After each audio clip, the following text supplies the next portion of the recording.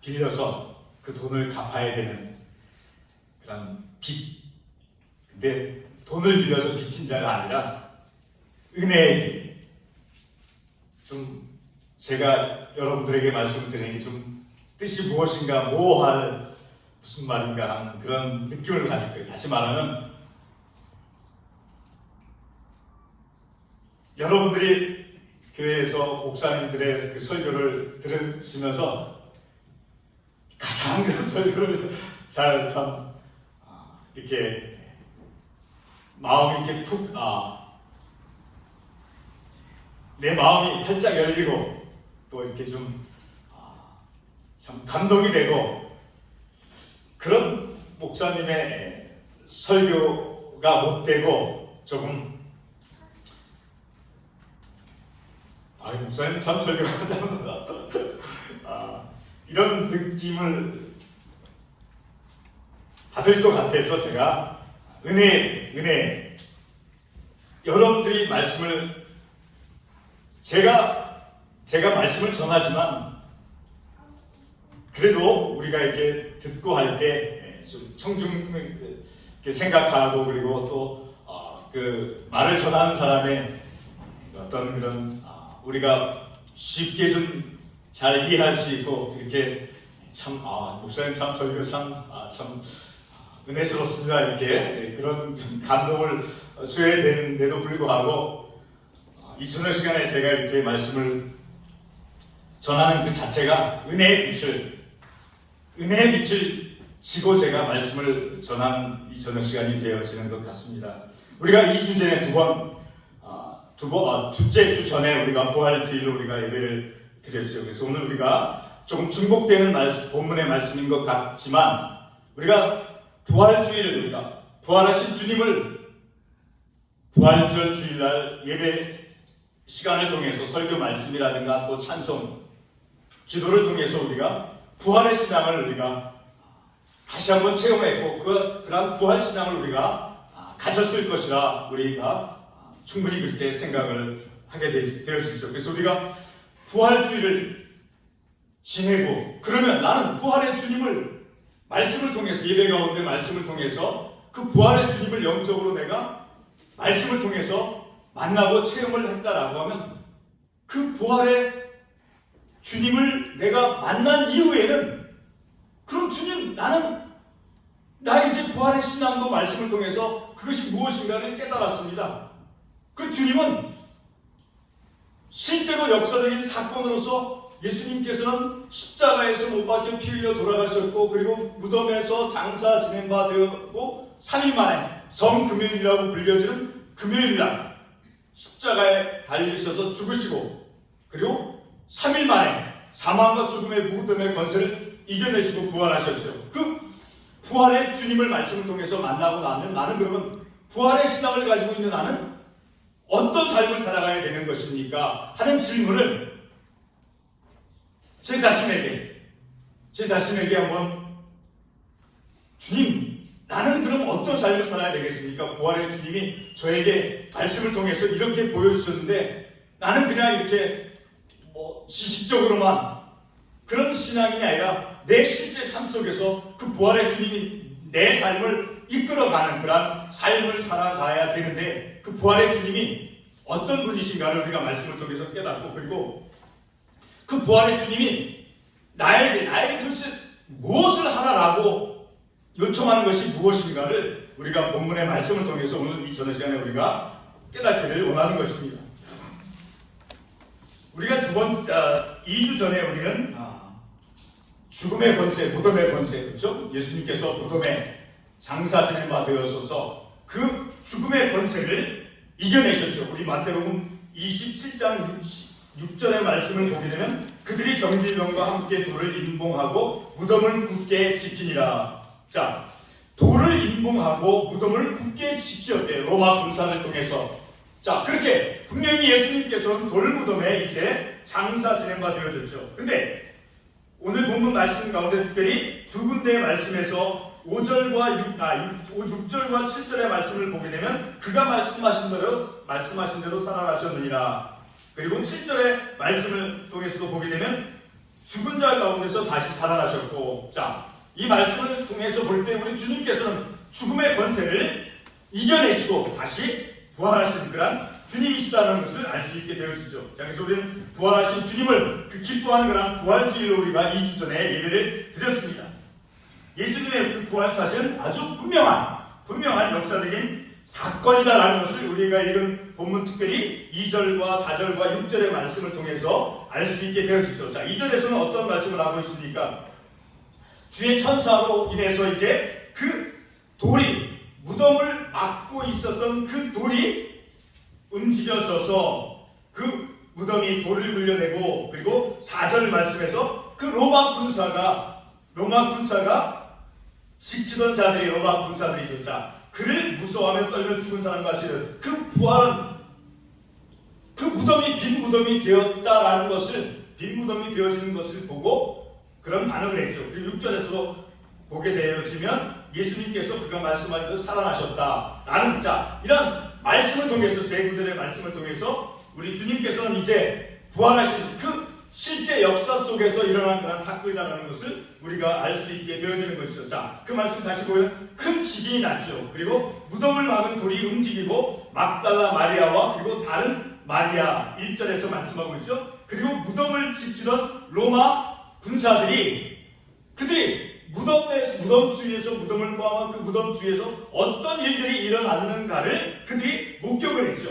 자, 그래서 그 막달라 마리아와 다른 마리아, 그리고 무덤을 지키던 로마 군사들이 그 무덤에서 일어난 그런 현장의 모습을 직접 목격한 사람이다라는 것을 우리가 말씀을 통해서 알 수 있죠. 자, 어떤 일이 일어나, 어떤 사건이라든가, 이래서 뭐 교통사건이라든가, 자, 그런 어떤 일이 일어난 사건이나 사고의 그 현장을 목격한 사람, 목격한 증인이 있다라고 하는 것은 그 일어난, 발생한 일이 실제 일어난 사건이다라는 것을 이제 말해주는 것이죠. 증인이 있다, 목격한 사람이 있다라고 하는 것은 그 사건이 일어난 것이 실제다라는 것을 말해준다라는 것이죠. 예수님의 부활은 역사적인 사실이다라는 것을 오늘 우리가 읽은 마태복음 28장 1절에서부터 8절에서 분명히 말씀해주고 있죠. 예수님의 그 부활 사건이 이제 4절 말씀에 나오는 그 무덤을 지키던 로마 군사들에게는 이제 어떠한 반응으로 그 사건이 주어졌습니까? 바로 두려움으로만 그 예수님의 그 사건, 부활의 사건, 빈 무덤으로 되어졌다고 하는 그 사건이 이제 두려움으로만 그들에게는 이제 증명이 되어졌습니다. 그러나 예수님의 그 무덤 현장에서 일어난 일련의 그 과정을 목격한 여인들, 특별히 1절에서 막달라 마리아와 다른 마리아, 자, 그들에게는 놀라움과 어떤 두려움으로만 그들에게 직면되어진 사건이 아니라, 물론 본문의 말씀에서 8절에 보게 되면 이제 무서움과 큰 기쁨으로 그 사건이 그들에게 이제 직면이 되었다는 것을 알 수 있죠. 자, 이렇게 놀라움으로만 그들에게는 이제 직면되어진 것이 아니라 기쁨의 사건으로 직면이 되어졌다라는 것을 8절의 말씀을 통해서 알 수 있죠. 그 여자들이 무서움과 그리고 동시에 큰 기쁨으로 반응했다라는 것을 우리가 알 수 있죠. 자, 어떻게 해서 무덤을 지키던 로마 군사들과 달리 이 막달라 마리아와 다른 마리아에게는 기쁨의 사건으로 직면되어졌다라는 거예요. 그 이유는 아주 간단하고 분명합니다. 바로 6절과 7절에서 말씀해 주고 있죠. 자, 6절에서 말씀을 보게 되면 예수님의 부활은 이미 구약에서 예언되어진 대로, 자, 특별히 요나서 1장 7절과 10절의 말씀을 통해서 예수님의 부활이 이미 구약 성경에서 예언이 되었다는 것을 알 수 있죠. 자, 우리 요나서 1장 17절의 말씀을 한번 찾아가 보겠습니다. 1장 17절 말씀 제가 읽어드리겠습니다. 여호와께서 이미 큰 물고기를 예비하사 요나를 삼키게 하셨으므로 요나가 밤낮 3일을 물고기 뱃속에 있으니라. 그리고 10절에서 보게 되면 1장 17절이군요. 그럼 요나서 1장 17절, 요나가 밤낮 3일을 물고기 뱃속에 있으니라. 그리고 2장 10절에서 여호와께서 그 물고기에 말씀하시며 요나를 육지에 토하니라. 자, 이런 요나의 경험이 바로 예수님께서 죽음 가운데서 이제 다시 부활하신 것을 예언적으로 상징해주는 말씀이다라는 것을 우리가 이 말씀을 통해서 알 수 있습니다. 그러니까 구약성경에서 이미 예수님의 부활의 그 사건을 이미 예고해 주셨다라는 것을, 그 예고되어진 그 사건이 성취가 되었다라는 것을 우리가 말씀을 통해서 알 수 있죠. 그리고 본문 7절 말씀을 계속해서 죽은 자 가운데서 살아나셨고 라고 말씀한 거 있죠. 자, 예언되어진 말씀이 실제로 성취가 되었죠. 그래서 그들에겐 기쁨으로 직면되어진 것이죠. 실제로 인류 역사 속에서 일어난 그 부활의 그 역사적인 그 사건, 자, 그러한 역사적인 사건은 바로 예수님을 따르던 그 제자들에게, 예수님을 따르던 자들에게는 큰 기쁨의 사건으로 그들에게는 체험되어지고 또 그러한 사건으로, 기쁨의 사건으로 직면되었다는 것을 우리가 말씀을 통해서 알 수 있죠. 사랑하는 성도 여러분, 부활 사건의 그 주인공이신 예수님은 단지 기적을 행하는 초능력자로서만 우리에게 비춰지는 것이 아니라, 오늘 우리가 이 본문의 말씀을 통해 예수님은 그러한 사망과 죽음의 권세를 이겨내시고 어떤 인간이 해낼 수 없는 초능력의 그 초기적적인 것만을 보여주는 그러한 주님이 결코 아니다라는 것을 우리가 말씀을 통해서 생각해보고 깨닫기를 원하는 것이죠.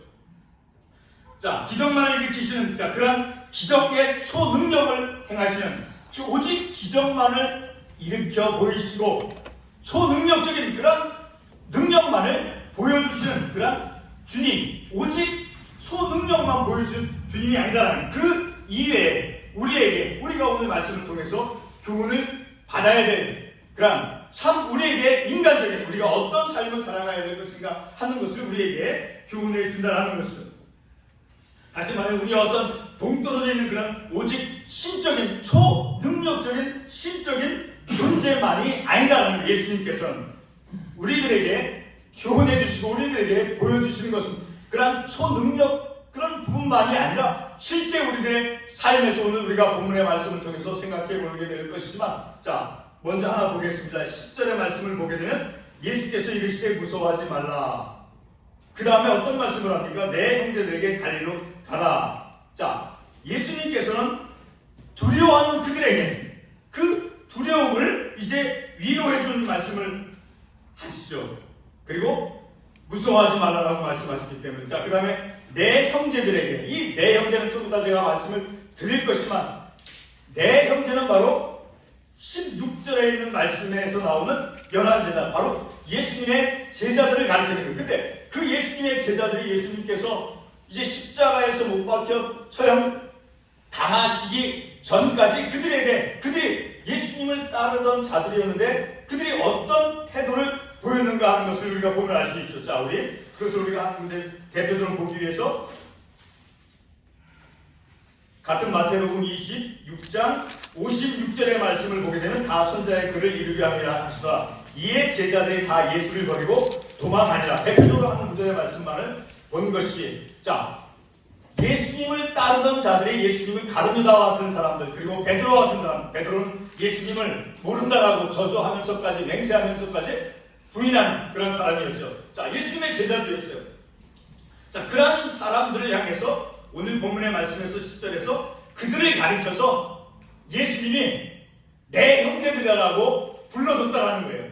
내가 싫어하고 내가 아직까지 여전히 미움의 감정을 가지고 있는 사람들, 내가 아직까지 여전히 마음속에 증오심을 가지고 있는 사람을 향해서 내가 진실로 형제라고 부를 수 있겠습니까? 그럴 수 없어요. 자, 근데 주님은 그런 사람들을 위해서 자기를 따르는 그들이 자신을 배신하고 부인하고 저주하면서까지 그리고 은 30냥의 가르치던 예수님을 하라는 것이죠. 자, 그런 사람들을 향해서 예수님이 무엇이라고 불렀습니까? 형제들이라고 불렀다라는 거예요. 자, 그것은 바로 예수님께서는 자신을 아프게 했던 그런 사람들을 그들을 용서한 주님이다라는 것을 우리가 말씀을 통해서 알 수 있게 되어진다라는 것이죠.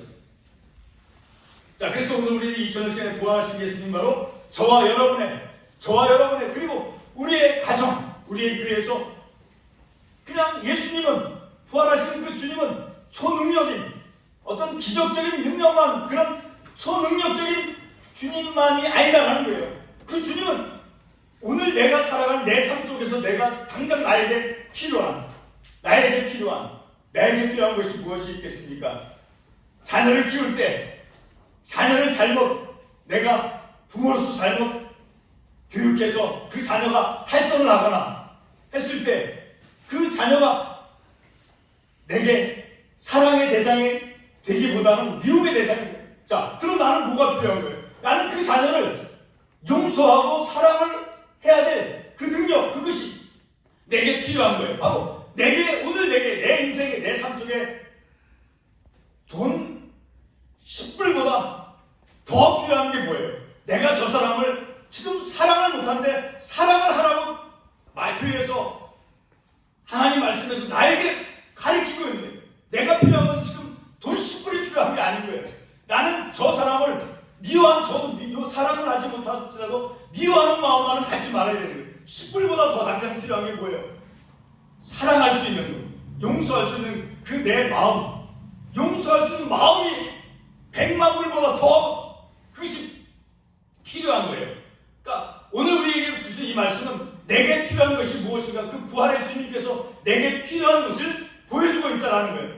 부활한 주님이 제 인간 이자에게 필요한 것이 무엇인가를 말씀이 저에게 보여주고 있다는 거예요. 바로 초능력적인 부활을 우리에게 보여준 그런 기적적인 예수님만이 아니라 오늘 나에게 필요한 용납해주는 마음이라든가 또 위로해주는 마음, 용서의 마음, 그런 것들을 우리 주님께서 저에게, 여러분에게 보여주고 있다는 것을 우리가 깨닫기를 원하고 그것을 보기를 원한다는 거예요.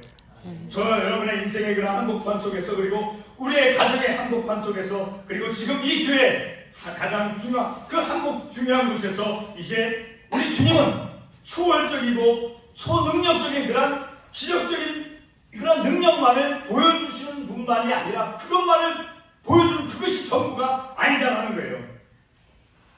막달라 마리아와 다른 마리아 그리고 제자들의 마음과 감정을 그 북돋아주면서 허물을 용납해 주시는 그런 주님으로 제자들에게 다가왔다라는 것을 우리가 말씀을 통해서 알 수 있는 것이죠. 자, 9절 말씀에 보게 되면 예수께서 그들을 만나 이르시되 평안하냐 10절에 이어서 이에 예수께서 이르시되 무서워하지 말라. 두려워하고 있는 어떤 일이든 그 어떤 일로 인해서 두려워하고 무서워하고 하는 그런 사람에게 무엇이 필요한 거예요? 마음을 진정시켜야 돼요. 의사 앞에서 무슨 큰 심각한 어떤 진단을 받기 위해서 큰 검사를 받았을 때, 의사 앞에 갔을 때 마음이 어때요? 제가 지금 설교하는데 이 많은 것은 혹시나 그런 것을 경험을 다 했을 거예요. 그렇죠? 자, 그런데 무엇이 필요한 거예요? 의사 선생님이 참 이렇게 진정으로 어떤 그 사실대로 어떤 마음을 위로해주는 말을 했을 때 그 의사 앞에 있는 환자는 가장 편안하고 가장 마음의 평안을 얻는 거예요. 자, 그와 같이 우리 주님께서는, 부활하신 그 주님께서는 그 불안해하는 그런 심령에게 위로의 평안을 주시는 그런 주님으로 우리에게 말씀해주고 있다는 거예요. 9절 말씀에서 예수님의 그 부활하심으로 큰 놀라운 가운데 있는 그런 여인들에게 어떻게 주님께서 말씀합니까? 지금 놀라워서 8절에 그 여자들이 무서움과 큰 기쁨으로, 무서운 어떤 놀라움 속에, 당혹함 속에 있는 그들에게 예수님께서 하신 말씀이 무엇입니까? 평안하냐 라고 하는 것은 기뻐하라 라고 하는 의미인 거예요. 자, 그렇게 무서움 가운데, 당혹스러운 가운데 있는 그들에게 평안하냐, 기뻐하라 라고 위로의 말씀을 해주는 거예요. 마음을 안정시켜주는 말씀을 하는 거예요. 우리가 얼마나 삶을 살아가면서 긴장할 때가 많고, 긴장할 때가 얼마나 많이 있습니까? 물질적인 영역에서라든가 어떤 건강의 영역 속에서, 사람과의 관계 속에서 나보다 좀 힘이나 어떤 지위가 높은 그런 사람들 앞에 우리가 있을 때 우리의 마음이 얼마나 긴장이 되고 그렇습니까? 우리 학생들이 선생님 앞에 가 있을 때 얼마나 긴장을 많이 해요. 자, 그럼 우리들의 마음에 무엇이 필요한 거예요? 긴장하고 마음이 조급해지고 할 때 위로에 바로 평안함이, 기뻐함, 마음을 위로해주는 그런 주님, 어떤 부활하신 주님이 그 모습을 보여주고 있다는 것이죠. 그리고 10절에서도 무서워하지 말라라고 말씀하고 있죠. 무서워하지 말라. 그러니까 마음을 진정시켜 주시는 거예요. 마음을 평안하게 해주시는 거예요. 10절 말씀에서 다시 반복하지만 무서워하지 말라고 말씀하면서 말씀으로 우리 주님께서 부활하신 그 주님께서 말씀으로 위로해 주고 있다는 것을 우리가 말씀을 통해서 알 수 있죠. 본문 10절 말씀에서 오늘 우리가 정말로 의미 있게 주목하고자 하는 내용이 나옵니다. 그래서 바로 아까 제가도 말씀을 드렸지만 이 구절에서 예수님께서는 그 자신을 가르려다 하는 돈 그 얼마에 사람을 내가 파는 거예요. 그리고 베드로는 어떤 사람이었습니까? 나는 주님과 항상 내가 어떤 일이 있어도 떠나지 않겠어. 그런 베드로가 주님을 배반하고 저주까지 하면서 마음을 아프게 하는 그런 사람이었죠. 그런 사람들을 향해서 오늘 본문의 말씀에서 내 형제들이라고 부르는 거예요. 우리가 어려서 자라 지금 세대는 잘 모르겠습니다만 제가 자라는 저는 형제가 4명인데 위에 형이 둘 있고 밑에 동생이 있는데 지금 생각하면 그런 것들이 참 많이 있어요. 감정적인 그런. 근데 내가 좀 형에 대해서 나쁜 감정이 있을 때는 형이라고 하기보다는 우리 학교에서 경험하신 선생님들이 뭐 선생님 오신다가 아니잖아요. 그렇죠? 선생님 오신다가 아니잖아요. 존칭말을 빼고 이렇게 하잖아요. 그런 사람들을 그런 제자들을 오늘 예수님은 부활하신 예수님은 어떻게 그들을 불렀어요? 형제라고 부른 거예요. 형제들. 나를 팔아넘긴 거예요. 나를. 생각해보세요. 어떤 젊은 청년이 참 아름다운 건전한 그런 교제를 통해서 참다운 어떤 사랑을 나눴는데 그런 것을 배신했을 때 그 사람 생각해보세요. 그런 사람들을 오늘 주님께서는 내 형제들이라고 말씀하고 있는 것이죠. 성도 여러분, 이 본문 10절에서 예수님이 부르고 있는 내 형제들, 그들이 누구입니까? 다시 반복하지만 이들은 바로 예수의 제자들을 가리킵니다. 16절 말씀에서 우리가 그것을 알 수 있죠. 이 내 형제들이라고 부르는 그들은 바로 예수님을 배반했던 그 앞부분의 말씀을 우리가 읽지는 않았지만 대표적인 한 부분을 보겠습니다. 마태복음 26장 69절의 말씀을 보게 되면 베드로에 관해서 말씀이죠. 한 여종이 나와 이르되 너도 갈릴리 사람 예수와 함께 있었도다. 예수님께서 이제 공회 재판정에 끌려가서 이제 신문을 받는 과정에서 저 사람도 예수와 같이 따라다니던 그런 사람이었다라고 말하니까 베드로가 70절에서 26장 70절에서 베드로가 모든 사람들 앞에서 부인하되 나는 병신 내가 무슨 예수님을 따라다니십니까? 난 당신 무슨 얘기를 하는지 모릅니다 라고 말하고 있죠. 나는 내가 무슨 말을 하는지 알지 못하겠노라. 그리고 71절에도 보면 암문가에 나가 또 다른 사람이 저 사람 예수님을 따라다니는 사람들입니다 라고 말하니까 71절 하반에서 이 사람은 나사렛 예수와 함께 있었던 다음에 72절에 급기야는 베드로가 맹세까지 하면서 또 부인하게 되되 나는 그 사람을 알지 못한다. 이렇게 부인과 배신을 당한 예수님이에요. 그리고 은 30냥에 가르르다가 마태복음 26장 15절 말씀에 보면 내가 예수를 너에게 넘겨주리니 너희들이 찾는 이 예수 내가 너희들이 잘 잡을 수 있도록 내가 도와줄 테니까 나 돈 조금 얼마 줘. 그래서 돈 얼마 은 30을 받고 그가 그때부터 예수를 넘겨줄 길을 찾더라. 생각해보세요. 우리가 같이 한 어떤 그룹이나 같이 어떤 가까운 관계 속에서 지내던 사람이 나를 어떤 일로 인해서 뺐다 돌리거나 하기 위해서 그런 일 우리가 그런 경험이 있을 거예요. 그랬을 때 우리가 얼마나 마음이 우리가 상처가 되고 그렇죠? 그런 제자들을 오늘 본문의 말씀에서 예수님께서 내 형제라고 부르고 있다라는 것이죠.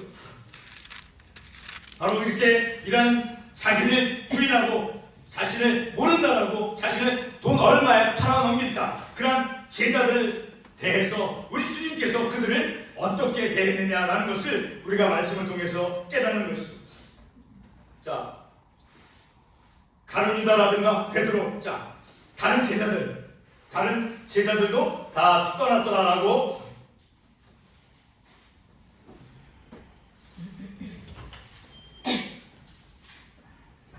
마태복음 26장 56절에 선자의 글을 이루려 함이라. 이에 제자들이 다 예수를 버리고 도망하니라. 자, 예수님을 따르는 제자들이 이렇게 주님을 버리고 모른다라고 부인을 한 그런 그들을 가리켜서 우리 주님이 내 형제들이라고 부르고 있다라는 것이죠.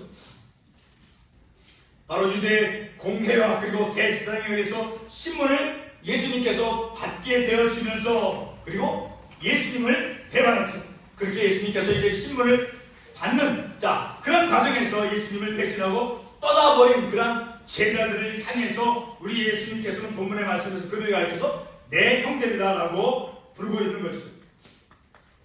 그런데 내 형제들이라고 예수님께서 그들을 부른 그 의미가 무엇이냐라는 거예요. 그 의미. 도대체 주님, 저 사람들은 주님을 알고 있으면서도 모른다라고 부인하고 사실과 다른 진실을 말하지 않고 거짓을 말하고 있는 사람들입니다.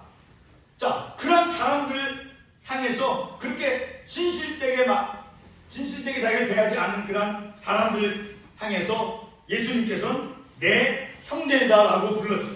그것은 바로 예수님께서는 자신에게 저질렀던 그런 실수, 잘못된 것, 그런 모든 것을 실수나 잘못된 것을 용서하고 그리고 자신과의 새로운 그런 신교 관계 속 안으로 받아주신다라는 것을 뜻하는 거예요. 그것은 내 형제들하고 부른 그 의미는 나는 그들을 용서한다라는 거예요. 그리고 나는 그들과 다시 새로운 신교 영적인 관계 속으로 나는 그들을 받아주신다라는, 용납해 준다라는 것을 의미한다라는 것을 우리가 말씀을 통해서 깨달아야 된다라는 것이죠. 성도 여러분, 나에게 아까도 말씀을 드렸지만 나에게 어떤 적대감과 어떤 미움이나 증오심, 그러한 사람을 향해서 우리가 내 형제라고 부를 수 있습니까? 물론 그냥 문자적으로 말로는 부를 수 있을지 몰라요. 그러나 그것은 참된 것은 아니죠. 자신을 저주까지 하며 모른다고 배신한 그러한 제자를 우리 주님께서는 내 형제라고 불러주셨죠. 그것은 바로 부활하신 주님은 바로 허물 많은 그러한 사람들, 허물 많은 그러한 사람에게 용서의 주님으로 다가오심을 우리가 이 말씀을 통해서 알 수 있게 되어진다는 것이죠. 용서의 주님으로 목사로서 삶을 살아가면서, 남편으로서 삶을 살아가면서, 자녀를 향해서는 아버지로서 삶을 살아가면서 성경 말씀을 읽고 그 성경 말씀을 삶의 기준으로 삶을 살아간다라고 다짐하며 삶을 살아가면서도 그 예수님을 내가 의도적이건 의도적이 아니건 간에 그 주님을 배신하는 것이 참 많이 있어요. 바로 배신하고 나에게 실수와 잘못을 범했을지라도 우리 주님께서는 그들을 용서해 주시는, 그리고 받아주시는 그러한 주님이다라는 것을 우리가 말씀을 통해서 알 수 있게 되어진다는 것이죠. 부활하신 주님은 본문 16절 말씀 이하에서 제자들에게 이제 선조 명령을 주지요. 예수님의 그 부활 사실을 여전히 의심하는 제자가 분명히 나와요. 자, 본문 말씀 17절의 말씀을 보여도 예수를 배우고 경배하나 아직도 의심하는 사람들이 있더라. 자, 여전히 부활하신 주님을 보고도 의심하는 사람이 있음에도 불구하고 그들을 차별하지 아니하시고 그들에게 믿음이 없다라고 책망하거나 그들을 제외시키지 아니하시고 동등하게 그런 의심을 하는 사람이다 할지라도 그들에게 동일한 성경 명령을 주셨다라는 것을 우리가 이 말씀을 통해서 알 수 있게 되어지는 것입니다. 용납해 주시고 자신에게 잘못을 범했을지라도 용납해 주시고 용서해 주시는 주님, 그리고 차별하지 아니하시고 믿음이 없다라고, 자, 어떤 말씀에 대해 성경 말씀에 대해서 그것을 잘 받아들이지 못한다라고 해서 차별하지 아니하시고 그들도 부활하신 그 사건을 믿지 못함에도 불구하고 아직도 의심하는 사람들이 있더라. 아직도 의심하는 사람들이 있음에도 불구하고 주님께서는 19절에서 그럼 너희는 가서 그 사람 의심하는 사람도 포함해서 너희는 가서 내가 준 이 명령을 지키라라고 말씀하시면서 차별을 두지 아니하시고 그 믿음이 좀 약하다라고 해서 제외시키거나 차별을 두지 아니하시고 동등하게 사명을 맡기셨다라는 것을 우리가 이 말씀을 통해서 알 수 있게 되어지는 것이죠. 부활하신 예수님은 제자 과거의 그런 모습을 문제 삼지 아니했습니다. 자신을 전도했을지라도 자신을 부인하고 떠났을지라도 그리고 자신을 팔아넘겨서 돈을 받고 나를 팔아넘긴 사람이다 할지라도 그런 모습들을 그런 것들을 이제 문제 삼지 아니하시고 내 형제들아라고 이제 용서해 주시고 그들을 받아주시고 그리고 나의 그 부활의 그 사건 사실을 믿지 못함에도 불구하고 동등하게 믿음이 적은 자나 믿음이 없는 자나 동등하게 사명을 맡겨주신 사명을 하지 아니하신 그런 모습을 우리가 말씀을 통해서 볼 수 있게 되어지는 것이죠. 사랑하는 성도 여러분, 지금까지 상고해본 그런 말씀을 통해서 부활하신 예수님은 자신을 배신하고 그리고 전수까지 한 그런 제자들에게 어떠한 성품으로 어떠한 인품으로 그들에게 다가가신다라는 거예요. 도대체 주님은 그런 배신하고 자신에게 어떤 거짓된 것을 말해서 그런 사람들에게 주님이 어떤 성품으로 어떤 인품으로 그들에게 다가갔느냐라는 거예요. 주님께서는 그런 믿음이 없음에도 불구하고 의심함에도 불구하고 자신을 이제 배신했음에도 불구하고 용납해 주시고 용서해 주시는 주님 그리고 믿음이 없음에도 차별하지 않는 그런 성품 인간적인 그런 성품 그런 모습으로 우리들에게 다가오고 있는 그런 주님이다라는 것을 우리가 이 말씀을 통해서 알 수 있게 되어지는 것입니다. 이 시간 우리는 한 가지 이제 이런 말씀을 통해서 우리가 우리의 삶 속에서 실천적으로 적용해야 될 그런 어떤 적용점을 우리가 결론을 지어야 되는 것입니다. 우리 모두가 죄의 어두움과 그리고 사망의 권세 그런 죄의 어두움과 그리고 사망의 권세를 말씀을 통해서 말씀으로 이겨내고 그리고 부활의 신앙을 가졌다라고 하면 우리는 어떤 영적인 성품의 사람으로서 우리가 믿음의 삶을 살아가야 되냐는 거예요. 어떤 믿음의 성품으로 이제는 부활하신 주님께서 내게 보여주신 그 내게 오늘 나에게 보여주신 그 주님이 나는 어떤 삶을 어떤 인격을 가지고 어떤 성품을 가지고 그리스도로서 삶을 살아가야 되는가를 말씀을 통해서 오늘 나에게 가르쳐주고 있고 말씀해주고 있다는 거예요. 예수님께서 부활하시고 나서 이제 초능력자로서 어떤 기적적인 그런 모습만을 보여주시는 그런 주님만이 아니라 주님은 그런 초능력만 보여주시는 주님이 아예 그런 능력만 보여주시는 그런 한 부분만 보여주시는 주님이 아니다라는 거예요. 예수님께서는 이제 세 가지의 모습. 첫 번째는 우리가 아까 읽었던 9절 말씀에서 무서움과 그 놀라운 가운데 있는 사람들에게 평안하냐. 다시 말해서 기뻐하라고 마음을 다스려주시는 그런 위로자로 다가오셨다는 것을 말씀을 통해서 알 수 있게 되었죠. 그리고 10절 말씀에서 예수님을 따라 예수님 편에 있다. 예수님 편에 있었지만 예수님이 어려움을 당하는 그런 것을 보고 이제 예수님을 배반하고 떠나버린 그러한 사람들 향해서 형제다라고 불러주셨죠. 그래서 다시 새로운 관계, 새로운 영적인 믿음의 관계 속으로 용납해 주시고 받아주신 그러한 주님이다라는 것을 우리가 말씀을 통해서 알 수 있게 되었죠. 그리고 세 번째는 믿음이 없어서 예수님의 그 부활의 사건을 받아들이지 못했음에도 불구하고 그런 사람들을 차별하지 아니하시고 그리고 19절에서 말씀하는 대로 동등하게 저 사람이 의심하고 정말 믿음이 없고 성령 말씀을 제대로 믿지 못한다 할지라도 그런 그를 차별하지 아니하시고 제외시키지 아니하시고 동등하게 하나님의 일들을 감당해낼 수 있도록 선교 사명을 주셨다라는 것이죠. 끝으로 예수님은 20절에서 말씀하는 대로 예수님 자신이 어려움이 있을 때 도망을 갔고 그리고 배신했고 그리고 무책임했던 그러한 그들과 함께 해주시는 지원자로서 비록 배신한 사람들이었다 할지라도 예수님을 도망간 사람들이었다 할지라도 그런 무서운 가운데 있다 할지라도 그런 그들을 위해서 지원해 주시고 또 그들에게 어떤 사명을 주심을 통해서 끝까지 믿음의 삶을 살아갈 수 있도록 후원자로서 지원해 주신 지원자로서 그리고 후원해 주신 후원자로서 그리고 함께 해주시겠다라고 하는 그 임마누엘의 하나님. 자, 20절을 보게 되면 내가 너희에게 분부한 모든 것을 가르쳐 지키게 하라 볼지어다. 내가 세상 끝날까지 너희와 항상 함께 있으리라. 자, 위로자가 되어주시고 지원자가 되어주시고 그리고 함께 해주시겠다라고 하는 그런 임마누엘의 하나님으로, 자, 자신을 배반했던 사람들 그리고 자신의 그 부활의 사건을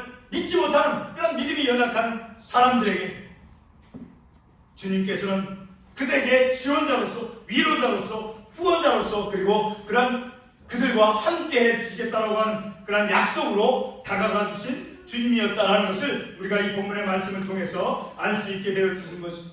우리 주님은 오늘 본문의 말씀에서 우리 주님 멀리 계신 기적만을 베푸시는 어떤 초능력적인 그런 주님만이 아니라 우리에게 가까이 다가오시는데 어떻게 내가 불안해하고 있을 때 내가 무서워하고 있을 때 나에게 평안하냐 기뻐하라 위로해 주시고 내가 과거에는 주님을 따르겠다라고 하면서 내가 이렇게 하나님의 말씀을 내가 내 어떤 상황에 의해서 내 어떤 이기적인 태도에 의해서 그 하나님의 마음을 상하게 했거나 그 하나님께 약속한 그 약속을 내가 지키지 않은 그런 영적인 내가 배신자였음에도 불구하고 또 때로는 내가 어떤 세상의 지식으로 인해서 내가 그 성경 말씀에 나오는 그 진리의 말씀을 내가 믿지 않고 한다 할지라도 나에게 까다롭게 사람들은 세상 사람들은 까다롭잖아요. 그렇죠? 뭐가 어떻고 어때서 그러나 오늘 본문의 말씀에 나오는 주님은 부활하시는 그 주님은 우리에게 까다롭게 그리고 어떤 과거의 모습을 문제 삼아서 그것을 꼬투리 잡아서 제외시키거나 그런 것이 아니라 용서해 주시고 받아주시는 용서해 주시고 용납해 주시는 그런 주님 그리고 차별을 두지 아니하시고 동등하게 하나님의 일을 감당해 주시는 그런 사명을 주시는 그런 참 좋으신 주님 까다롭게 나는 어떤 약점이 있다라고 해서 내가 과거의 어떤 잘못을 보면서 그것을 위해서 나를 제외시키거나 나를 안 받아주시고 그런 것이 아니라 그럼에도 불구하고 나에게 다가와 주시는 용납해 주시고 용서해 주시는 그리고 차별을 두지 아니하시고 나에게 기회를 주시고 그리고 나와 항상 함께 해주시겠다라고 하는 그런 약속으로 다가오시는 그런 주님 참 좋으신 하나님이다라는 것을 우리가 이 말씀을 통해서 알 수 있게 되어지는 것입니다. 오늘 우리가 이 말씀을 통해서 예수님은 어떤 기적 분명히 하나님은 우리에게 기적의 모습을 보여주었죠. 그것을 결코 우리는 부인하는 것이 아니에요. 그런 초능력적인 모습만 우리에게 보여주시고 다가오신 주님만이 아니라 내 삶에서 자녀 관계 속에서 내 이웃과의 관계 속에서 내게 필요한 무엇, 내게 필요한 가장 필요한 것 그런 말이 있잖아요. 부부간에 물질로 인해서 싸우는 것보다 가난하지만 생선 한 마리 가지고 그것을 함께 나누면서 가난한 것이 더 낫다. 우리 주님께서는 우리들에게 나에게 가장 필요한 것, 우리에게 필요한 것이 무엇이죠? 물질보다 더 필요한 것이 우리에게 있는 거예요. 용서할 줄 아는 것. 근데 그것이 내 욕심, 잘 안 되잖아요. 그러니까 하나님께 도움이 필요한 거예요. 하나님 내게 기적이 필요한 거예요. 용서할 수 있는 마음, 사랑할 수 있는 마음. 그리고 받아주지를 못하는 거예요. 그리고 늘 차별을 두는 거예요. 쟤는 어떨거 돼서 차별을 두고 제외시키고 기도하겠습니다. 하나님